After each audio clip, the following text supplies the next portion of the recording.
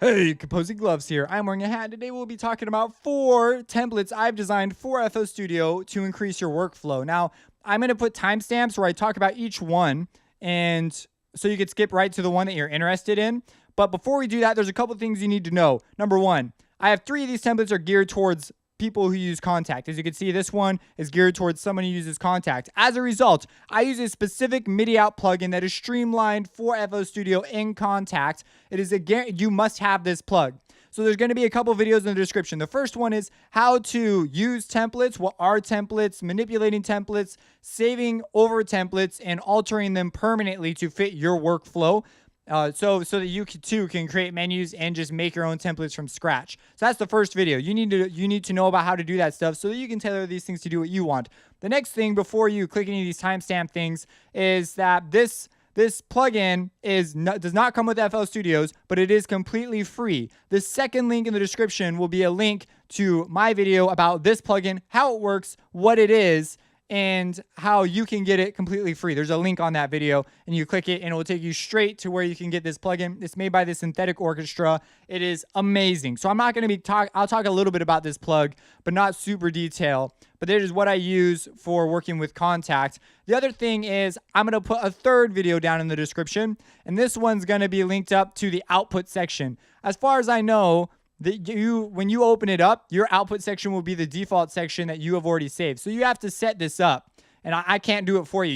You have to do it, unfortunately. And so I have a video that shows you how to set this up so that when you load up a new instrument, it'll appear in the proper channel here. Well, you'll be able to configure it to come out the proper channel there. So it'll be, you load up like 5 instruments in one instance of Contact, and they'll come out the corresponding 5 inputs. And we'll talk about how to do that, but that third video will show you how to set up this initial configuration. And so this video now will begin talking about how to do that. So anyways, you need to make sure that one other thing you may consider double checking is to make sure the port numbers are right, because they're right on my system. They're right on the templates that you will purchase. By the way, they're $1 for all 4. So if you just $1 and they're all yours. Now it is a donation thing. So it's just a threshold. So $1, they're yours. If you want to give me more for the design, maybe you really like it, maybe you really changed your workflow or whatever, then I totally appreciate that. But anyways, moving on. So we have this here Contact thing. You just make sure the ports are correct. All of these are correct. So we're going to be talking about in each template, how each template works, the workflow styles behind them, the design considerations for why I did things a certain way. And so let's jump right into it. Now you can hit the timestamps down below, but if you want to watch this thing straight through, you see here that we have this Composing Gloves. And so when you download it, you're going to download it, and you're going to need to unpack it. That's what that first video is for. And so you'll unzip the file and put it in the templates folder, and it should automatically appear. That first video in the description will explain how to do that, because you'll be making your own, so it'll make a lot of sense, and how to alter these if they're not quite what you want. So this first one is production template new. So this production template new is, or production template native, my bad. Production template native. I don't know why I was saying new. This is only FL Studio's native stuff. And so what's really great about this is if you own FL Studios, it's great. Now I am using Harmor, which is, you do have to buy separately. So if you do not have Harmor, maybe you're really cool and you don't pirate, but you don't have enough money right now for Harmor or whatever, then just put Harmless there, or some other synth that you really like, or you could just get rid of it. And you should be able to really manipulate these templates to do what you want. But basically the idea was I wanted a real CPU light template to begin with, because the Contact ones are quite intensive. And so that's what this is. And because it's all FL native, it just works like that. And I'm already always loading up like multiple instances of Harmor and of Harmor. Yeah, Harmor and of Citrus. I was going to say like Harmless or something.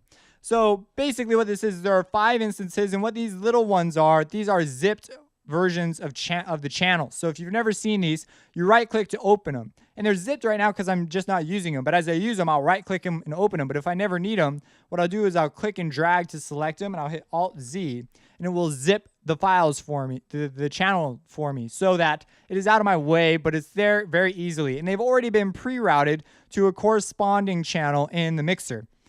We're going to talk about the playlist in a second. So in the mixer, we have these options. And one thing that's really, really handy for Harmor is that each one of these has its own separate send. So you can then send some amount of signal in That way, if you want to put, like a wave shaper or some distortion or a reverb or whatever, and you want to process it as in parallel, you can do that. It's really easy. You just immediately, like, you start doing it. It's already set up. Another thing you'll notice is that all these things are set up in groups. So you see where we have these sampler channels. These are for your samples. So you can load up your kick sample, your snare, and then there are additional extra channels. And if you need even more, you can just move over here to the other side and just start working. But what these do is you see they're organized in groups, and Citrus is set up the same way. So each Citrus channel also has a corresponding send for parallel processing. Then each one of these is sent to its corresponding subgroup. So if I wanted to mute all the harmers in my track, I could just simply mute them there instead of going through and muting each one of these, which could be very annoying. So that is a very handy-dandy way of doing this. Maybe you may consider even setting up sub mixes in yours if you always know that you're going to use your first 3 harmers for some sort of a bass and your next 2 for some sort of a melody. And you may even consider adding more of your own. I found 5 was a great number for me. It goes up to 4, but this harmer has no number. So this is technically like harmer 0 up to 4, which is 5 harmers. So that's the idea is there. And then we have a drum submix, so you can mute your drums out. You have your vocals. Now this vocal channel is not a vocal channel that you put vocal samples on. It's for recording. So I just wanted a designated channel for it. So you come in here and you can select your mic input. You can track vocals on. It's by far the most common thing I do when I have someone over to track. And so it's just really nice to already have one. If we're going to be doing drums and stuff, I'll make my own separate setup for the specific thing that we're doing. After that, I left you a lot of open channels because I didn't want to take up all your channels, So you have a lot of extra room to work here as well. So it is pretty flexible in that way. Now, sends, this is pretty cool. Now, each one of these, there's a verb send. So it's a reverb send. You see it's set up as a reverb send. And then we have a verb and delay send. So this gets verbed and then that verb gets delayed. So you get like a whoa, whoa, whoa, whoa, like a really big roomy sound. Something that I really like to use when I'm fading out or doing, something kind of interesting there. Very useful effect send. We have a parallel compression. So you could send a submix, say your drums, to a compression bus. Or you could send individual channels here. You could select multiple of them and simply hit shift and click. And then you could mix them in as desired. So these ones haven't, the one that you have selected when you first make your selection will be the one that sends the initial signal. So you still have to come through and add them. But if you wanted to affect your entire drum mix, it's even easier. All you got to do is go to your drum submix and shift click there, and now it'll work. Or alternatively, you can right click and go to this menu or whatever. Okay, cool. And then this is even cooler. So you have that. You can insert your compressor there. Maybe you don't like using Maximus for this particular job. You can insert other things there. This is just a, that's just a starting point. Next up, we have modulator and carrier. Now, these are left, right, encoded. What does this mean? Well, vocodecs, which I cover in my FL12 effects series, if you've never used vocodecs before, vocodecs is like the awesomest vocoder ever. If that awesomest is a word, it describes vocodecs. So you can set up vocodecs to do any number of things, but one of the cool things is left, right encoding. It's actually a pretty common thing for vocoders. And what it is anything that comes in the left channel will be a modulator. Anything that comes in the right channel will be a carrier. And we have that set up. So modulator, carrier. And so you can have, if you set it up to a single source channel, which is very common, then when you load things in, you can only have one source be a modulator. You can't like blend sources in and out and do much more advanced things. This can of course do one source, just route one source there, but you could do several others. So say you wanted like, sample 3, or let's just say Citrus 1 to be it. Well, you can simply click, just click on it, and you want it to be a modulator, and boom, there it is. And you can also send Citrus 2 to also be a modulator. They're already modulating. Now you need a carrier, and you're like, I want that to be like, I don't know, sample 7. So I'll make sample 7 my carrier. Boom, vocodecs is working. And it's already been routed correctly and all those things, so you can just immediately start working. You see that these are not going out to the master bus. Only the vocodecs channel is going out to the master bus. So it's already been pre-configured and figured out. So that was just something I was thinking about. Now the channels likewise are like this, but you also have additional options. Say you just want to see your drums. Well, you can see here you have a drum group. Or you can come and you can get to your harmers and all those things. Those are all really, really nifty ways of seeing things. Or you can go to all. There should be nothing in unsorted. Yeah, nothing, because everything's been sorted. But later on, your unsorted folder may fill up as you add in your own audio files and start working with whatever you want to do. Following this, you see that we have quite the interesting setup here. And ironically, we actually have, I think it's, yeah, like 200 tracks basically. I think it's 199 in your playlist here, as opposed to the 100 that you were given in the mixer. And what we have here is we have a master track, and then I prefer usually, not always, to have these extra tracks here so that I can just start laying down a track without having to worry about drums or what. I use my clips to name stuff like that. So I'd be like, oh, drums clip or whatever, and it just becomes a mess as I go. But it's like a mess that I understand and I know how to maneuver myself around it. But if you're very, very neat and tidy, and sometimes I will compose like this, some people really like it. They will do this. They will outsource everything to its own channel. So you've been given that. And on the harmers and the citruses, you even have channels for additional automation. Now, for you people who really like automation, like I know sometimes I do, you may consider using up 2 harmer channels for this because you probably won't have all 5 harmers going at the same time all the time. So you'll probably be able to use multi-purpose some channels. But basically, I gave you 5 automation lanes. I think that's quite a bit, but again, if you need more, just go ahead and use more. Same thing for citrus, and then you can see here, I have a specific option for your vocoder carrier. If you're going to use MIDI, or maybe you're going to use pitcher or whatever, you have some options to lay down MIDI here to send that information to your sample. And you may consider putting, and then of course, some vocoder automation. So there's a lane for that. Now, something you may or may not know is if you have this and it's closed like that, if you hold down Alt, the left Alt on your keyboard and click, it'll automatically open it up quite a bit.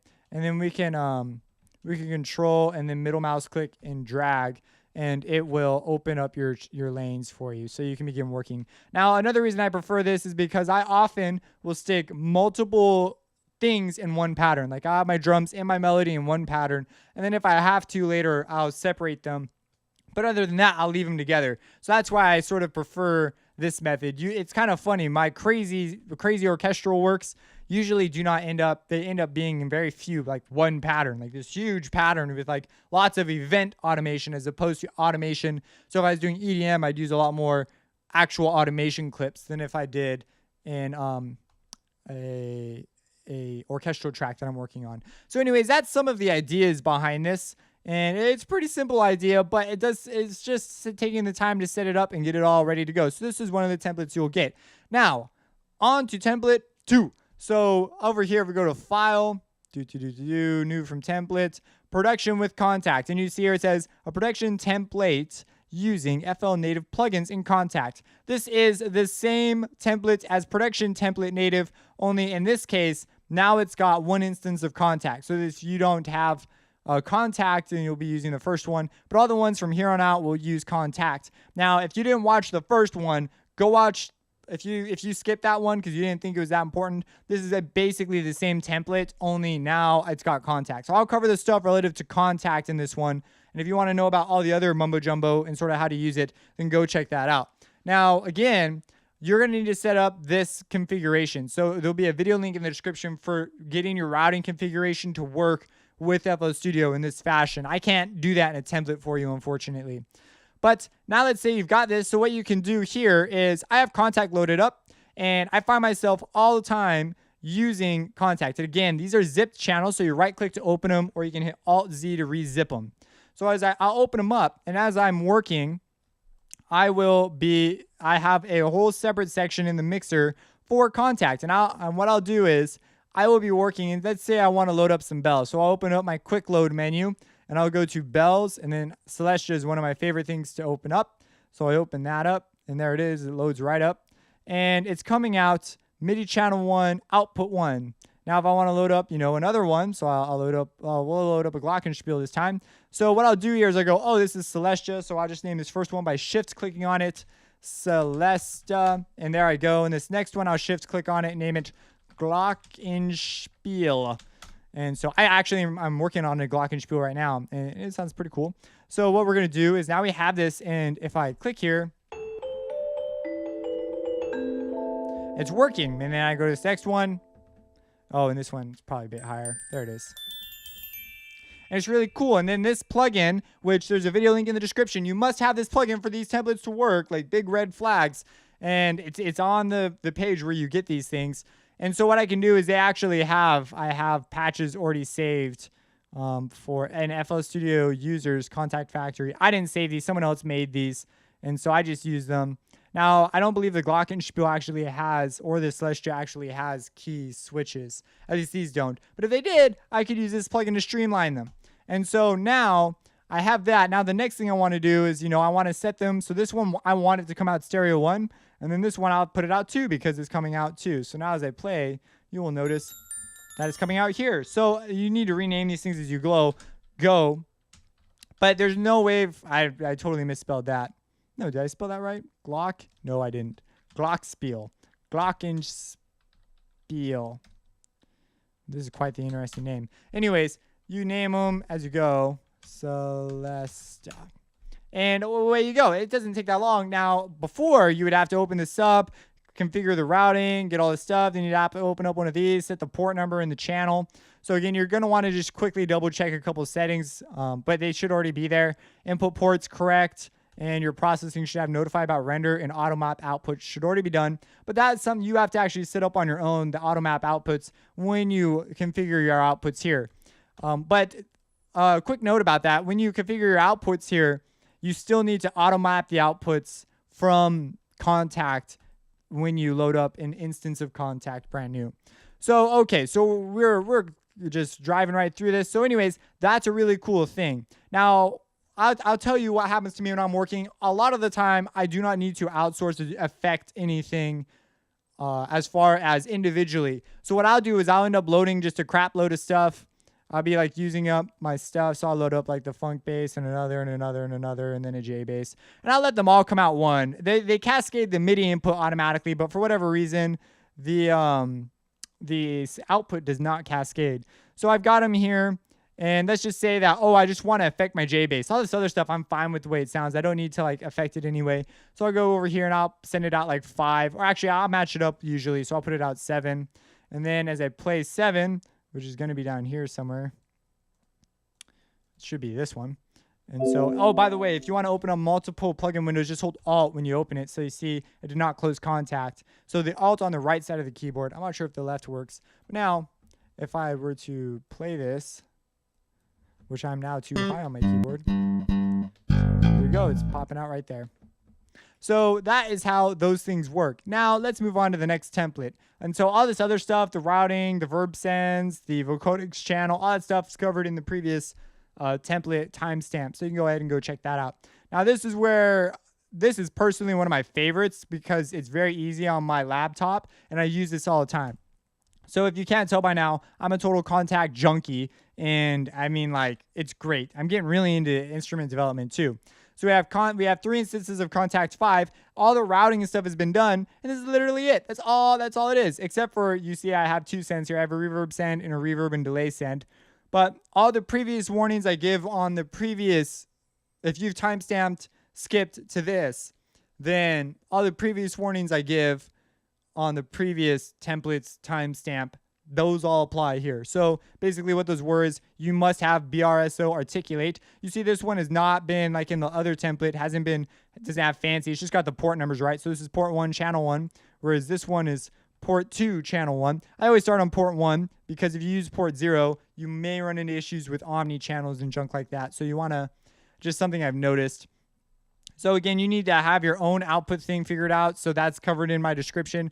Unfortunately, I can't do that for you.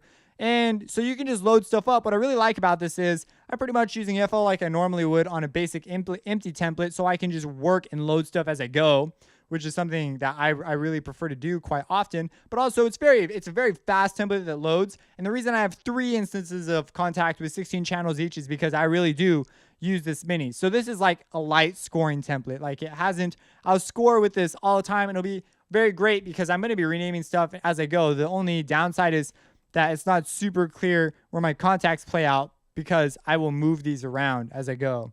So I'll be like, I'll move these, I'll move this to channel 17. But occasionally I'll have affected things and done additional like black magic work in here, maybe multed it or something. And so I'll leave that alone and I'll end up putting this on like 46 or somewhere weird, So it just depends. So that's sort of the idea behind there. This is a much more flexible template. The big thing about this one is I just wanted to get all this stupid routing out of the way. You see 8, versus down here it's like 315. And you can see once you have this open, you can actually get to zipped ones, but I recommend unzipping them so you can see the names and you know that you're using them. Yeah. Okay, so that's this template. It's a very, very simple template, but this one is one of the ones I really like to go to. Now, this last one, this one I use, this is a CG scoring template, a scoring template using Contact as the main sample engine. And just like this one, basically, only this one's like this one, only like crazy. This go around, the goal was to aim for a template that did it all, man. Everything's already routed. It's like color coded. It's got the whole like, oh yeah, now we're talking. So what's going on here? So again, we have our 16 channels of samples. So you can load up your samples in here. They're already routed, or you could use the additional channels at the end if you really want to. But this is mostly geared towards scoring. So I'm assuming you're going to be using a lot of Contact. There are 7 instances of Contact. There's one for strings, woodwinds, brass, percussion, keyboards and pluck strings, choir and pad, and other. Now, others just like, whatever else you want. You don't have to stick to the way this thing has been done. You may consider altering this for your own needs, but this is typically what I do. Now, this one's been made in such a way that it will sacrifice CPU for workflow. So if you don't have the hardware to run this, then you may consider using one of the other templates or modifying this. Maybe you put these 3 into just one instance of Contact. So you just lighten up on the instances that you have loaded and trying to like get them from there. But if you're one of those guys that has a really solid setup, then this may be the way to go for you. And what it has is you can see all these things are already sent to subgroups. And of course, there's no way for me to name things for you. So you have to go through and name them. And again, you must have, and I'm going to keep saying it, you must have BRSO Articulate by the Synthetic Orchestra as a plugin if you want to use this. And again, the link's in the description for that. I have to say that in every one just in case you timestamp switch to this section. And so what we have here is each one of these has the appropriate amount of channels for the number of instruments you will load in a Contact. And again, I'm going to say this one more time. You have to have this routing section already set up for this to really work. And I have a video in the link description thing that will let you do that. So again, from what I said earlier as well, when you load up like multiple versions, what I'll do is I'll just let them go out the same stereo outputs. So stereo out one, stereo out one, stereo out one. And then whenever I want to affect one, because I don't always want to affect it. In fact, I usually don't want to affect it too much because Contact will usually come with all the tools I need to do that. However, if you're like a CPU nut and you want to use this template for some reason, but you don't want to use all the extra processing in Contact because you want to bus everything to like effect sends that you set up, well then you can set these things up. And one of the great things is you can route them out individually once, but what I like to do is I'm like, oh, I want to affect just this one. I'll route it out 3 since this is channel 3, and now it'll be coming out 3. So if we go to 3, which these are all session strings now, so I'll just name this one, strings for now, and you'll name it whatever you're using. Maybe you're using the pizzicato or whatever, and you see now, it's coming out the 3rd channel. So 1, 2, 3. And now if I had all my strings here and I wanted to hear what my composition sounded like without the strings, maybe there were some weird noises that were popping up or something weird, I could simply go like this. Or maybe I want to bounce as a string stem. I could do that here as opposed to enabling all these, but maybe I want there to be a separate string stem. You could also consider using this for like orchestral, like I just want to use, let's say that you want to write a string quartet. What you see here, we've got all this extra stuff, sort of overkill, but you can streamline this. You go to your groups and every single one of these will appear in only its group. So I could go to we have brass, choir, drum samples, blah, blah, blah, blah, blah. Well, we go here to the strings group. And in my strings group, I have only my strings. So I can just work with my strings and just come down here. And you see now this is my playlist area. I can come down here and just work in the string area. Now you see here that this up and down arrow thing comes on. I have to drag up and down. This may or may not be something that you like to do. But if you hold Alt and you click, it will automatically expand it to a decent size. From there, you have to expand it some more. But it will also enable it so that it resizes when you use your when you hold down Control and click your middle mouse wheel and move up and down. So these things have been grouped to the track on top. So you see strings, and these are all the appropriate string channels. But I like to write things in multiple patterns. So I have like all this going in one pattern. So I prefer to have like my patterns up here. Like pattern 6 will contain all my strings, and I use the pattern editor up here to move around. And so that's something that's really, really useful. So again, you right click to open an unzipped channel, Alt Z to zip it. So it's Alt Z, not Control Z. And that is this template pretty much. Now we do have some sends, but these sends aren't too crazy. We have a verb and delay send, just a verb send. And we have a parallel compression send. You do have some extra channels at the end, and you may not end up using all these. So, you know, this one is geared very much for using, you know, very intense scoring. Some people just fill up their screen because they like to outsource everything out of patterns. And some people do it because they just want their project to look more, I guess, intelligent or crazy or whatever than it actually is. I prefer to keep things in like sort of concise chunks, which can often be more complicated to sift through, but I generally know like where I'm going and what I'm doing. So it's never really been an issue for me. So yeah, that's that. I really, really like this. Now you do have a vocal mic channel, so you can set up your vocal mic if you want to record some vocals in. And these extra channels, of course, you could probably, you know, maybe you got a quartet of strings, a real quartet, and you've made a mock-up, and then you want to record them in the same session. I don't know, whatever you want to do. Maybe you have more than one singer. You could, of course, use these for that. And yeah, percussion, keyboards, send, others. So that's that. You can get it on my website. There'll be a link in the description as well that will take you to there, and you can download it there. It's $1 again. I really appreciate it. But then this is also just some great ideas for you to make your own templates if you see this. Maybe you just want this as a starting point. So this was a huge help to me for that. So if you have any questions, let me know. Support me on Patreon, subscribe, and have a blessed day.